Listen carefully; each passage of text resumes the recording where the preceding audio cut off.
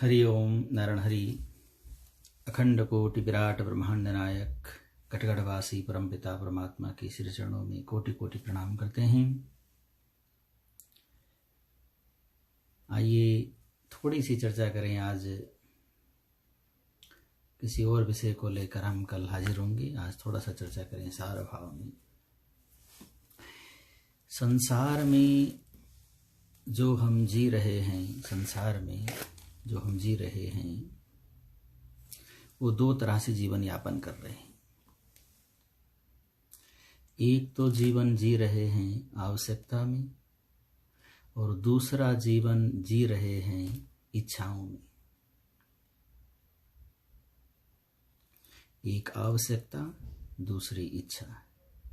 एक तो इम्पोर्टेंसी है, कंपल्सरी थिंग्स है हमारे लिए जीवन यापन के लिए, और दूसरा हमारा इंटरेस्ट है। दूसरा हमारा इंटरेस्ट है। यदि हम आवश्यकता में जिए तो जीवन सुखी होगा, और यदि हम इच्छाओं में जिए तो जीवन अधिकांशतः दुखी रहेगा। क्योंकि संसार में हम इच्छाओं की पूर्ति कभी नहीं कर सकते। इच्छाओं का दमन बहुत असंभव है। आवश्यकता की पूर्ति करने का प्रयास किया जा सकता है, यानी आवश्यकता की पूर्ति की जा सकती है, लेकिन इच्छाओं की पूर्ति करना असंभव है। जैसे शरीर की आवश्यकता है वस्त्र, यानी शरीर चाहता है कपड़ा। अब वस्त्र जो है ये आवश्यकता है, लेकिन इच्छा अलग है। इच्छा है ब्रांडेड होना चाहिए, ऐसा कलर होना चाहिए, ऐसा डिजाइनिंग होना चाहिए, इस तरह से। यानी शरीर जीता है आवश्यकता में, और मन जीता है इच्छाओं में, इंटरेस्ट में। शरीर जीता है आवश्यकता में, अर्थात आवश्यकता शरीर के लिए जरूरी है, लेकिन इच्छाएं, जो इच्छाएं हैं हमारी, रुचि है, इंटरेस्ट है, वो मन का विषय है। जैसे शरीर की आवश्यकता है भोजन, लेकिन इच्छा, मन की इच्छा है कि इस तरह का होना चाहिए, ये होना चाहिए, खाने में ऐसा होना चाहिए, वैसा होना चाहिए, बहुत सारी चीजें। शरीर की आवश्यकता है घर, लेकिन मन की इच्छा है कि ऐसा होना चाहिए, वैसा होना चाहिए। शरीर की आवश्यकता है गाड़ी, मन की इच्छा है कि इस तरह का, ऐसा मॉडल, ऐसा ऐसा होना चाहिए। यानी शरीर जीता है आवश्यकता में, और मन जीता है इच्छाओं में।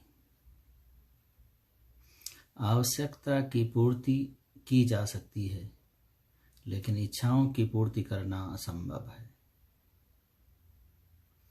इसीलिए जो व्यक्ति मन के सहारे जिएगा वो हमेशा दुखी रहेगा। जो व्यक्ति शरीर के सहारे जिएगा वो हमेशा सुखी रहेगा। इसका तात्पर्य ये नहीं कि इच्छाओं को दमन कर दें, छोड़ दें। इच्छाओं को छोड़ना नहीं है, इच्छाओं को छोड़ना नहीं है, इच्छाओं पर अपना नियंत्रण करना है। क्योंकि मन इंद्रियों के सहारे जीता है। जो कर्म इंद्रियां और ज्ञान इंद्रियां हैं, मन के उनके सहारे जीता है। क्योंकि माया का पुत्र है मन, और मन जिसके लिए या जिसकी अधीन काम करता है वो इंद्रियां हैं। मन उनके अधीन काम करता है। तो इच्छाओं की पूर्ति करना असंभव है।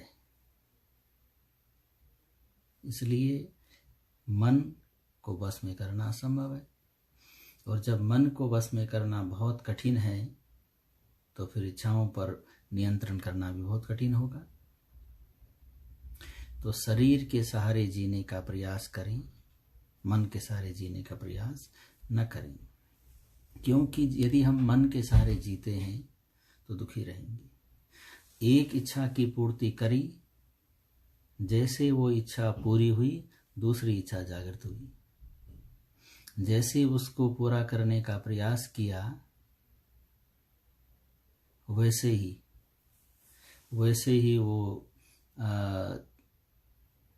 वो इच्छा, दूसरी इच्छा तैयार हुई। हमको कुछ लोग लिख रहे हैं, श्रीमान जी कैमरा रोटेट करो। अच्छा, तो जैसी उस इच्छा की पूर्ति हुई वैसी कुछ दमन हुआ। तो कैसे करना है, क्षमा करें, समझ में नहीं आ रहा है कैसे करना है। थोड़ा ऐसे घुमाते हैं पर फिर भी, तो वैसी क्षमा करें, वो समझ नहीं पा रहा हूँ कि ऐसे घुमाना है कैसे घुमाना है। तो यही हुआ, यानी इच्छाओं को दमन करना, इच्छाओं पर नियंत्रण करना बहुत जरूरी है। शरीर की आवश्यकता की पूर्ति करने का प्रयास करें यथासंभव। हर व्यक्ति शरीर की आवश्यकताओं की पूर्ति कर सकता है, इच्छाओं की पूर्ति करना असंभव है, एक जन्म में तो संभव नहीं। और मन जो है वो हमेशा इंटरेस्ट में जीता, इच्छाओं में जीता है और बहुत सारी इच्छाओं को दबा कर रखता है। यानी मन के अंदर बहुत सारी इच्छाओं के अंकुर हैं और जैसा एक अंकुर बाहर निकला, यानी एक इच्छा पूरी हुई, तुरंत दूसरा तैयार है, तीसरा तैयार है। यानी वो इतने सारे अंकुर हैं इच्छाओं की कि पूर्ति करना असंभव है। मन भौतिकवादी संसार में जीता है, शरीर आध्यात्मवादी संसार में जीता है।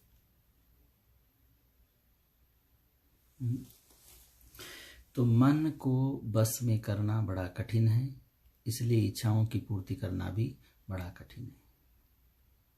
क्या क्या प्लानिंग हम सब लोग करते हैं और अवस्था आते आते क्या से क्या हो जाता है। ऐसी अध्ययन, ऐसी शिक्षा, ऐसा कार्य, ऐसा काम, ये सब बहुत सारा है। मन के अंदर बहुत सारे ख्वाब हैं, उम्मीद हैं, आशाएं हैं,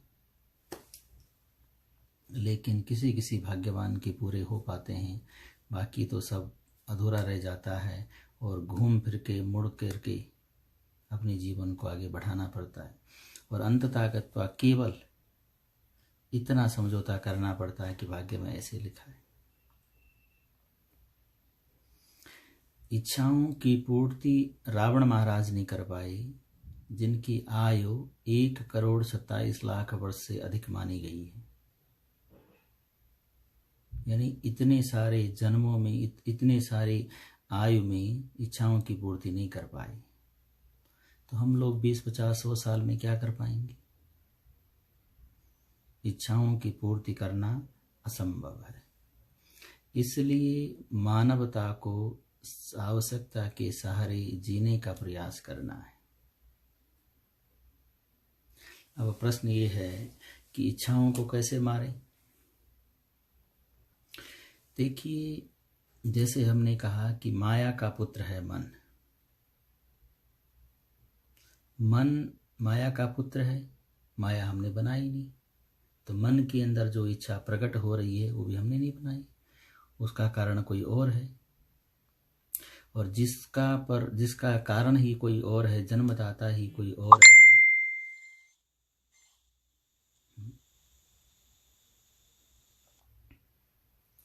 उसको कैसे करें, कैसे वो संभव होगा, कैसे हम उसको कर पाएंगे। इसलिए समाप्त तो करना असंभव है। यानी इच्छाओं को हम प्रकट ही न होने दें, इच्छाओं को पैदा ही न होने दें। अर्थात यदि हम किसी चीज को देखें और उस पर आकर्षित न हो, ऐसा यदि हमारा मन हो, बहुत कठिन है। तो हमारे पास दो विकल्प हैं। या तो मन के अधीन हो जाओ, जैसा मन चाहे वैसा करो। अब आप कल्पना करें, मन 1 सेकंड में क्या क्या चाहता है, मिनट में, घंटे में, पूरे दिन भर या जीवन में मन क्या क्या चाहता है, क्या वैसा करना संभव है? और यदि कर दिया, मान लेते हैं, तो क्या वो उचित रहेगा? क्या वो समाज के साथ हमको रहने का, चलने फिरने का, व्यवहार करने का प्रयास करने देगा? यानी मन क्या क्या चाहता है, असंभव जैसा है। यदि मन की बातों पर विचार किया जाए तो मुश्किल है। इसलिए शरीर के सारे जीना है। अर्थात जो आनंद सरलता में है, सिंपलिसिटी में, जो आनंद सादगी में है, वो आनंद दिखावे में या भौतिकवादी संसार में कभी नहीं आएगा। यह अकाट्य सत्य है। जो आनंद सादगी में है, वो आनंद भौतिकवादी संसार में, दिखावटी बनावटीपन में कभी नहीं आएगा। ये अकाट्य सत्य है। इस सत्य को हम आज स्वीकार कर लें, कल करें, कुछ दिनों बाद करें या बिल्कुल न करें, ये सत्य बदलने वाला नहीं है। इसीलिए हम हर बार और बार बार यही आप सबके चरणों में निवेदन करते हैं कि यदि जीवन जीना पड़े संसार में, संसार वासियों के साथ व्यवहार करना पड़े, क्योंकि संसार में आए हैं तो रहना पड़ेगा, व्यवहार भी करना पड़ेगा, हर तरह के समाज में जाना पड़ेगा, हर तरह के लोगों से मिलना पड़ेगा, बात करनी पड़ेगी। तो 2 तरह का जीवन जीना है, एक आध्यात्मिक जीवन, दूसरा व्यावहारिक जीवन। जो आध्यात्मिक जीवन है, पारमार्थिक जीवन है, वो अपने लिए, केवल और केवल अपने लिए। उसमें पत्नी, बच्चे, घर, मकान, दुकान, पैसा, यौवन, ताकत, पावर कुछ यूज नहीं करना है। यानी मैं संसार का केवल और केवल निसहाय, निराश्रित, सादगी वाला व्यक्ति हूँ। जब तक हमारे सिर पर हमारी प्रतिष्ठा का बोझ रहेगा, जब तक हमारे कंधों पर काम, क्रोध, लोभ, मोह, दंभ, दिखावा, झूठ, पाखंड, अन्याय, मैं इतना अमीर, इतना पढ़ा लिखा, इतना स्मार्ट दिखने में, इतना बलवान, इतना क्लेवर पर्सन है ना, इंटेलिजेंट, ये सब बोझ जब तक सिर पर रहेंगे तब तक सिर हल्का होने वाला नहीं है। कभी कभी महीने, हफ्ते में ये सारा जो बोझ हमारे सिर पर है कि मैं इतना बड़ा, इसको उठाकर अलग रखें और खाली खाली महसूस करें कि मैं तो कुछ भी नहीं। दीनता का भाव, ये दीनता का भाव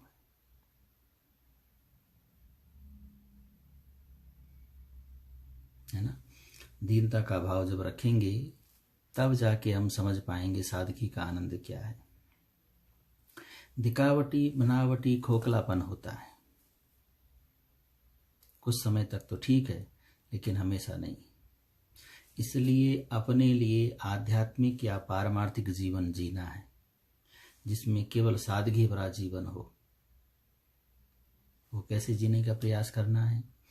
अपने लिए विचार करना है कि मैं कितना अच्छा और कितना बुरा।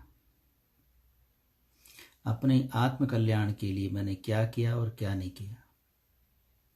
मेरे पास कैसे कैसे अवसर आए, मैंने क्या गंवाया और क्या पाया।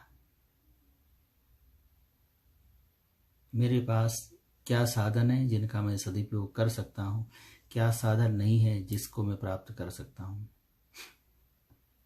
केवल अपने लिए विचार करना है कि वास्तव में मैं केवल अपने लिए कितना जिया हूँ। पढ़ाई के लिए जिया, काम के लिए जिया, बच्चों, पत्नी, घर, मकान, दुकान, इन सब के लिए तो हमेशा जिया हूँ, इन सभी के लिए जीवन दिया है। लेकिन स्वयं के लिए, अपने लिए मैं कितना जिया हूँ, अपने लिए मैंने अपना जीवन कितना दिया है, इस पर भी विचार करना है। महीने में, सप्ताह में, साल में या पूरे जीवन, कभी ना कभी तो विचार करना है कि हमने अपने लिए कितना जिया है।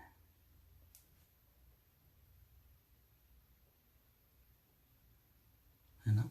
क्योंकि यदि हम ऐसा नहीं करेंगे, अपने लिए ऐसा विचार नहीं करेंगे, तो संसार की भागा दौड़ी में, चकाचौंध में, भौतिकवादी में, जो मटेरियलिस्टिक वर्ल्ड है, उसमें खुद को भूल गए हम। हमको इतना व्यस्तता जीवन मिला कि खुद को भूल गए कि मैं क्या था, क्या हो गया, कब क्या हो जाए पता नहीं। प्लानिंग तो कर रहे हैं बहुत सारी, लेकिन संसार के लिए प्लानिंग तो बहुत सारी बनाई है, पूरा का पूरा मैनेजमेंट सिस्टम, और एकदम प्रोसेस से और सिस्टमेटिक लाइफ को सिस्टमेटिक बनाया, एकदम अप टू डेट रखा है, फाइल को अपडेट, वो सब चीज़ को अपडेट किया घर में, लेकिन अपना जीवन अस्त व्यस्त हो गया, है ना। तो वास्तविक जीवन को सेट करने के लिए, वास्तविक जीवन को जीने के लिए कभी न कभी हमें अहंकार की धरा से नीचे उतरना होगा। जो हमारा बड़पन है उससे नीचे उतरना होगा। मानस में एक दोहा है, न कोई ज्ञानी है, न कोई मूढ़ है, भगवान जिसको जैसा चाहे वैसा नचा सकते हैं।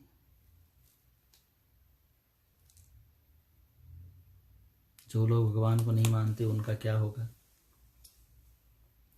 वैसे तो हमने पहले भी ये चर्चा की है, ऐसा संसार में कोई व्यक्ति है नहीं जो भगवान को नहीं मानता हो, ऐसा हो ही नहीं सकता, क्योंकि उनको मानना पड़ेगा, मानना ही पड़ेगा, मानते ही आए हैं, उनसे अलग रह नहीं सकता कोई भी व्यक्ति। तो ये हमारी अज्ञानता है या उनकी अज्ञानता है कि मैं उनको नहीं मान रहा हूँ। बहुत बारीकी में भी चर्चा की गई है पहले और गत प्रसंगों में। जिसको वो व्यक्ति नहीं मान रहा है, इसका मतलब हुआ कि पहले उसने उसको माना कि वो है, तब स्वीकार किया कि वो तो है पर मैं उसको नहीं मानता।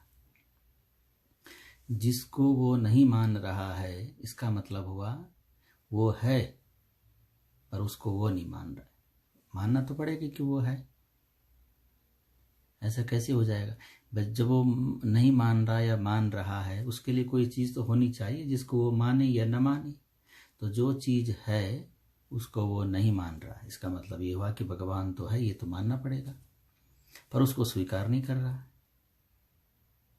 एक तो ये है।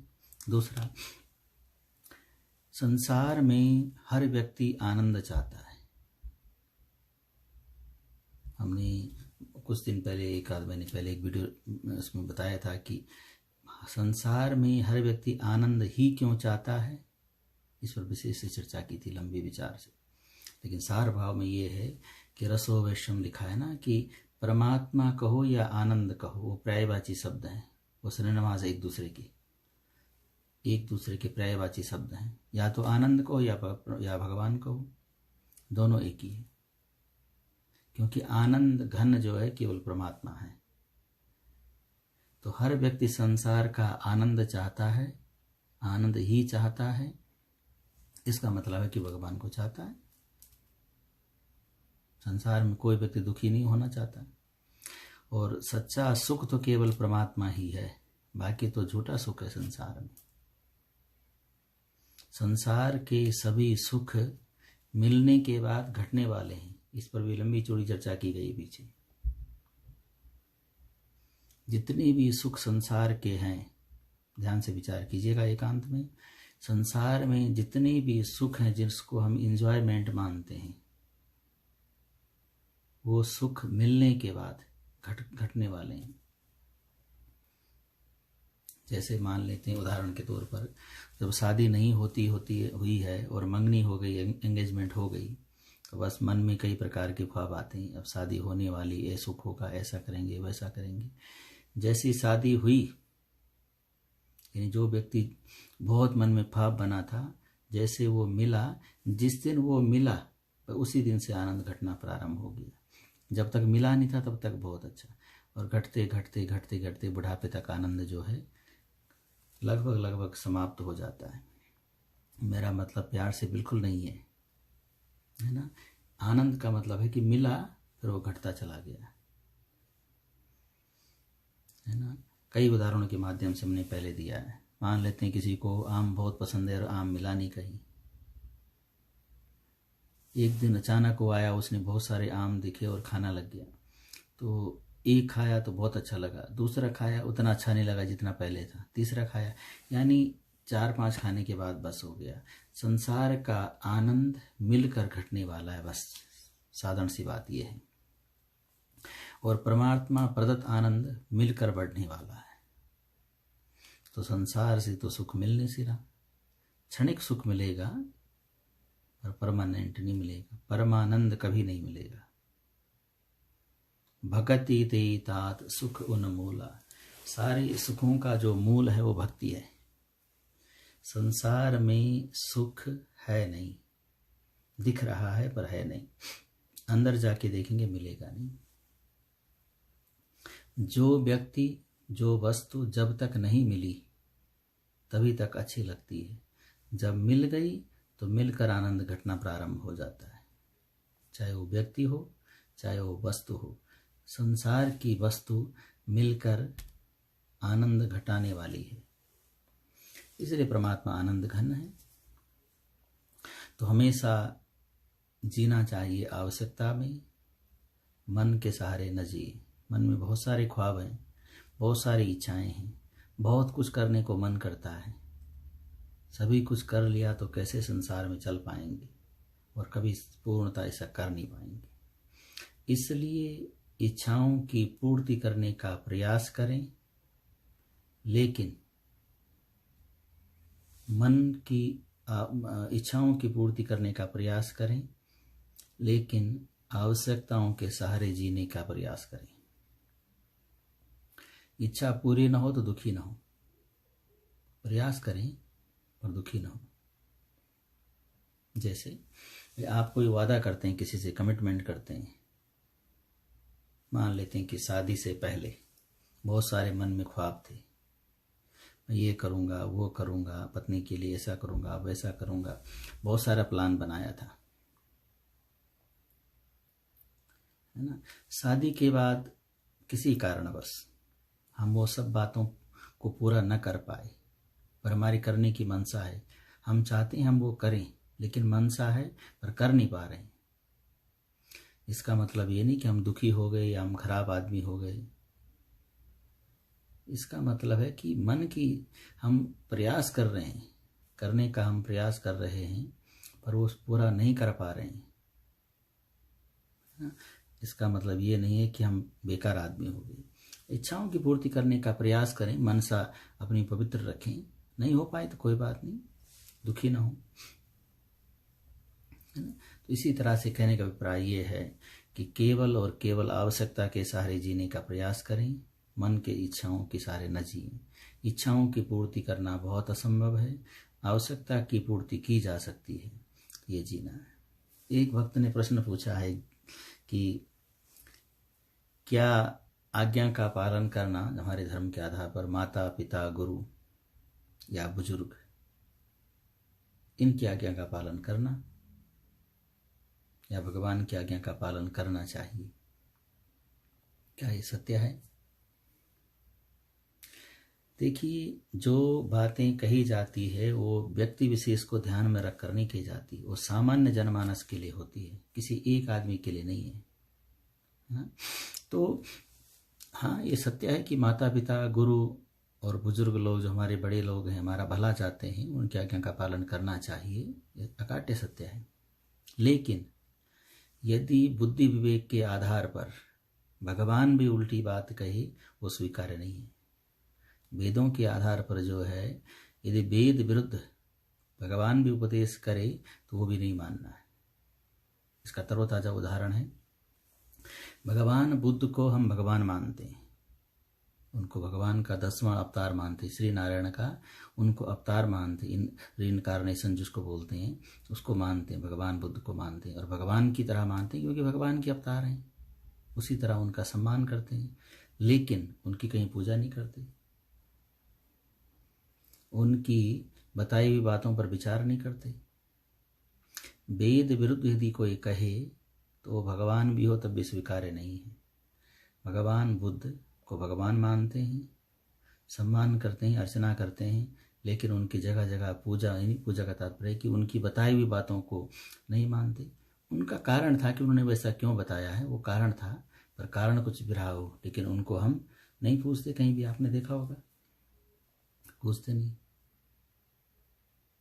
विस्तार से आप लोग सर्च करें उन्होंने क्या उपदेश दिया था, पर उसको कारण रहा, उसका सटीक रीजन, स्ट्रॉन्ग रीजन था कि उन्होंने वैसा क्यों कहा।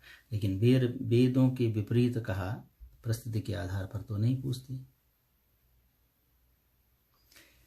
हिरण्यकश्यप ने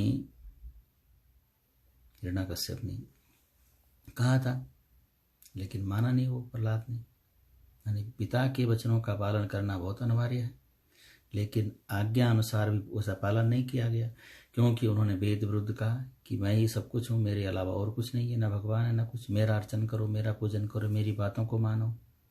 तो नहीं माना प्रहलाद ने। माता पिता की आज्ञा का ही होता है ना। और भरत जी को, बहुत सारे उदाहरण हैं, पर भरत जी को गुरु महाराज ने कहा था कि आपको राज्य लेना चाहिए। माता पिता ने भी कहा था राज्य लेना, माता ने कहा था राज्य लेना चाहिए, लेकिन नहीं माना। तो गुरु आज्ञा और माता की आज्ञा का उल्लंघन किया। भगवान राम को वन जाने के लिए कहा था कि घुमा के ले आओ सरयू पार से, लेकिन फिर भी वन गमन। अभिप्राय ये है, विस्तार से तो फिर कभी चर्चा करेंगे। अभिप्राय ये है कि वेद विरुद्ध यदि कोई कहे तो वो मान्य नहीं होगा। भगवान भी स्वयं कहे तब भी वो मान्य नहीं होगा। ऐसा वेदों में ही कहा है, भगवान ने स्वयं ऐसा कहा है। क्योंकि भगवान के लिए कोई भी चरित्र जो है वो असाधारण नहीं है। उनकी उसका रीजन है, उसका कारण है, उनकी बातों को वही जानते हैं, हम नहीं समझ सकते, है ना। सबई न चावहि राम गोसाई, है ना। उनको समझना असंभव है, असंभव, परे, उससे भी जो परे शब्द है। तो भगवान की लीलाओं को समझना बहुत असंभव है, इसलिए उनको हम समझ नहीं सकते कि उन्होंने ऐसा क्यों किया होगा। हमारी तुच्छ बुद्धि में, मंद बुद्धि में थोड़ा बहुत इधर उधर आता है कि ऐसा किया होगा। कई लोग उस बात को पकड़ लेते हैं कि भगवान ने भी ऐसा किया, राम जी ने ऐसा किया, भगवान कृष्ण ने ऐसा किया, ऐसा उस घटना में हुआ। कई लोग और उसका उदाहरण देते हैं, उसको कोट करते हैं कि वो ये ऐसा ऐसा लिखा है, हाईलाइट कर देते हैं कैसा किया। हमने बहुत पहले कभी कहा था और बार बार कहते हैं जब भी अवसर मिलता है, किसी व्यक्ति को पर अपना तर्क और वितर्क करने से पहले उस व्यक्ति के बारे में पूर्णतः जानकारी हासिल करें, तब डिसाइड करें कि अच्छा कहा या बुरा कहा। खोखलेपन से काम नहीं चलेगा कि उसने ऐसा किया तो वैसा हो जाएगा, उसने वैसा किया तो ऐसा हो जाएगा, है ना। तो पूर्णतः जो है उस व्यक्ति के बारे में जानना जरूरी है। संतों की लीलाओं को जानना समझना असंभव है, तो परमात्मा की लीलाओं को समझना तो सोच से परे, जो हमारी सोच है, बुद्धि है, उससे परे है। भगवान ने स्वयं कहा है, मन कर्म वचन छाणी चतुराई,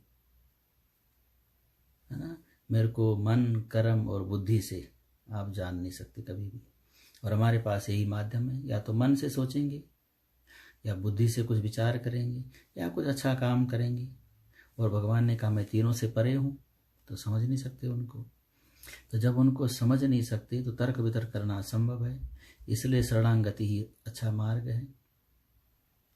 बस उसी में आ जाएं, और शरणागति के लिए खुला दरबार है। सन्मुख हो ये जीव मोहि जबाई जन्म को, भगवान ने स्वयं कहा है, सर्वधर्मान परित्यज्य मामेकम। तो इत्यादि इत्यादि शब्दों से, है ना। अभिप्राय केवल इतना है, जो आनंद सादगी में है, सरलता में है, सीधेपन में है, वो छल कपट झूठ अन्याय में कभी नहीं मिल सकता। जो आनंद आवश्यकता की पूर्ति करने में है, वो इच्छाओं की पूर्ति करने में कभी नहीं होगा। वो संतोष कभी हम प्राप्त नहीं कर पाएंगे, है ना। जो दिखावटी बनावटीपन में केवल हंसी हंसी है, वो मुस्कुराहट कभी पैदा कर नहीं सकती। हंसना और मुस्कुराना दो अलग विषय है। इसलिए मन की इच्छाओं पर दमन करें, मन की इच्छाओं की पूर्ति करने का प्रयास करें, लेकिन साथ साथ उन पर नियंत्रण रखें। आवश्यकता की पूर्ति करने का अथक प्रयास करें, लेकिन परेशान न हो। मिल गया तो प्रभु की कृपा, नहीं मिला तब भी प्रभु की कृपा। बहुत ज़्यादा डिप्रेस या परेशान होने की ज़रूरत नहीं है। मन के हारे हार है, मन के जीते जीत। कई लोग बहुत डिप्रेस हो जाते हैं, आजकल के बच्चे भी पढ़ाई में मेरे से ये नहीं हो पा रहा। देखो, यदि आपकी नीयत सही है, आपका डेडिकेशन ठीक है, एक जगह सफलता नहीं मिली और जगह मिलेगी। घबराने की या परेशान होने की बात नहीं है। जीवन है तो जान है तो जहान है। अच्छा काम करिए, कुछ ना कुछ सफलता मिल जाएगी। आजकल के बच्चे जल्दी डिप्रेस हो जाते हैं, या आजकल थोड़ा चला है, किसी ने कुछ कह दिया, माँ बाप ने या किसी ने कुछ कह दिया तो बस एकदम आत्मघात करने को तैयार हो जाते हैं। इतनी सस्ता नहीं है आत्मा, इतना सस्ता शरीर नहीं है। संसार की अनमोल धरोहर है मानव कृति।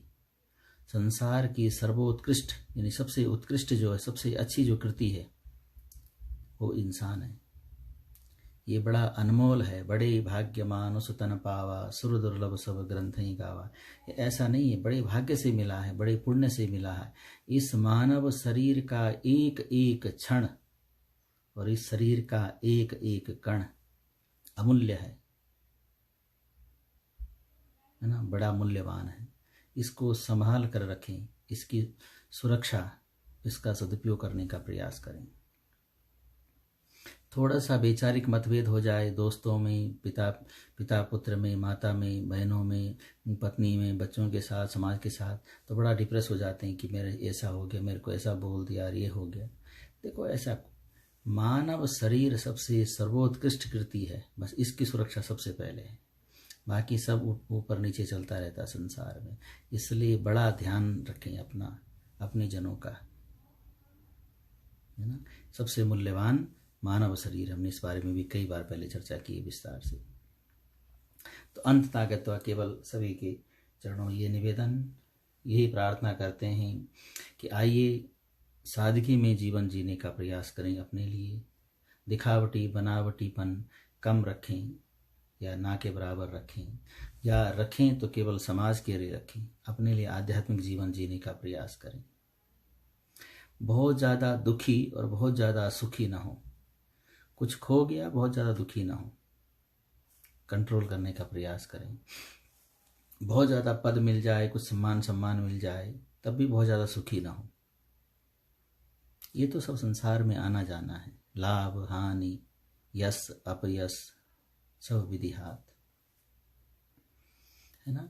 आज्ञा का पालन करना जरूरी है, लेकिन वेद विरुद्ध यदि आज्ञा है तो वेदों को प्रधानता देनी चाहिए, ऐसा शास्त्र का कथन है। इसी आशा और विश्वास के साथ जय श्री सीताराम। अगली मुलाकात फिर होगी कल और किसी विषय के साथ में। कुछ बड़े विषय हैं पर जिन पर चर्चा करना थोड़ा बहुत विस्तार का समय ले लेता हो, इसलिए थोड़ा कम चर्चा करते हैं। आप लोगों का कोटि कोटि धन्यवाद। आप अपना अमूल्य समय देकर यहाँ पर आते हैं, सुनते हैं और इस पर विचार करते हैं। आपको बहुत बहुत धन्यवाद। परमात्मा कल्याण करे, सब कुछ अच्छा हो, सभी कामनाएं सिद्ध हो। जय श्री सीताराम, जय श्री सीताराम। नारायण हरि, नारायण हरि, नारायण हरि। जो लोग कभी कभी वीडियो को छूट जाता है, हमने कुछ वीडियो अभी एक हफ्ते पहले से ही बनाया है, आज 15 साल 16 साल बाद यूट्यूब चैनल, तो विनोद सोड्याल के नाम से है। कुछ वीडियो उसमें हमने डाले हैं, सभी नहीं डाल पाते, टेक्नोलॉजी अभी धीरे धीरे सीख रहे हैं, तो कुछ हमने डाला है उसमें, तो कुछ वहाँ पर भी आप लोग देख सकते हैं कुछ वीडियो को, है ना। तो हरिओम, विनोद सोड्याल के नाम से यूट्यूब में जाके आप देख सकते हैं। यथासंभव प्रयास करेंगे आगे अपडेट करने का।